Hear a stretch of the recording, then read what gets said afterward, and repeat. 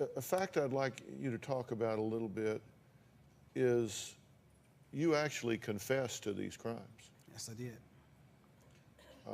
And people are saying, what? He didn't do it, so why did he confess?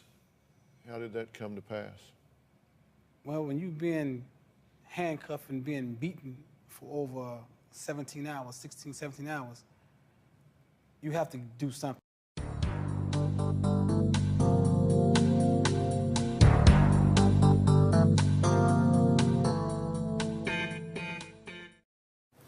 The killing of Jamar Murdock happened on May 21, 2005.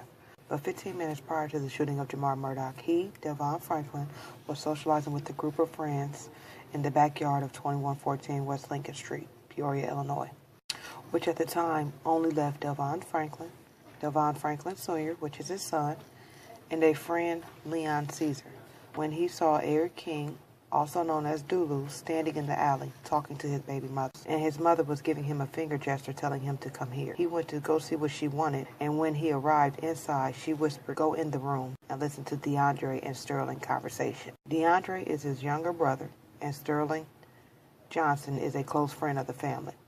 He then heard about 4 or 5 gunshots coming from outside. The shots were so close, like they were coming from the backyard of 2114 Lincoln Street, which instantly turned his attention to his son and friend that were still outside. As he was rushing out to go get his son and friend, they were entering the back door, stating someone is shooting. He continued to go out the back door to see who was shooting and to see who got shot, due to his friends being in the area. Just going out to help and make sure everything was okay. As he approached the alley, the same person, Dulu, that was at the rear talking to his baby mother, ran by and asked him what happened. When he started looking east in the alley to see what direction he was running from, he noticed people gathering around on the far side of the street, which he thought he was shot or at least shot at. Marcus, that lived on Wiswall, was killed while sitting in the car with Dulu's cousin. Diane, Delvon's mother, yelled out the door, "What happened?" Delvon replied, "Somebody got shot and they are laying down there." That also lived on Wiswall, and another gang of young guys called No Love, who was blamed for the murder of his friend the week prior. King yelled, "You better go in the house." Delvon was confused, so he didn't listen to him. Dulu informed him that he knew the person that was shot and also the person that did shoot him. Delvon wasn't familiar with the victim at all. He was standing near the crime scene with Dulu while the police put the yellow tape up around the crime scene.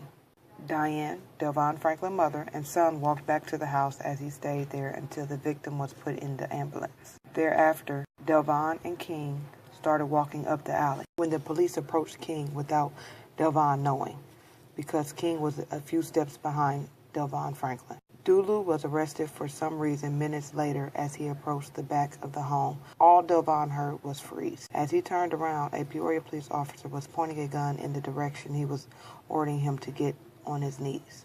He was placed under arrest with my left hand cuffed because he had a splint cast on the right hand. He was frisked down and was taken to the police headquarters downtown, placed in the interview room for questioning. From the time he was handcuffed, Delvon explained he had no involvement in the crime that had taken place near his mother's home. Delvon asked, "Why was I arrested?" They did not reply. They told him that detectives wanted to speak to him, and he continued to tell them he was not involved in the shooting. They could verify that because he was in his mother's home when the shooting took place. He advised them that they could verify his whereabouts through his family. He asked officers could he go to the restroom, and he was told that he could not use the restroom until he talked to the detective in charge. Delvon then got upset because he did not know what was going on and they wouldn't allow him to go to the restroom. At that time, he asked for a lawyer and asked them not to return without a lawyer. In light of all cases recently in the news of individuals being exonerated because they were wrongfully convicted, do you think attention on this issue was long overdue? I think it is, and I think the reason why a lot of people are starting to pay attention to wrongful convictions are, well, one of the reasons is because you look at how overburdened the public defender's office is. If more rehabilitation programs were in place, that sentencing guidelines would not be as harsh when it came to punishing our youth? I do. To me, the justice system was supposed to be there to prevent and to rehabilitate people that commit crime. So Delvon Franklin was convicted of murder without one piece of evidence.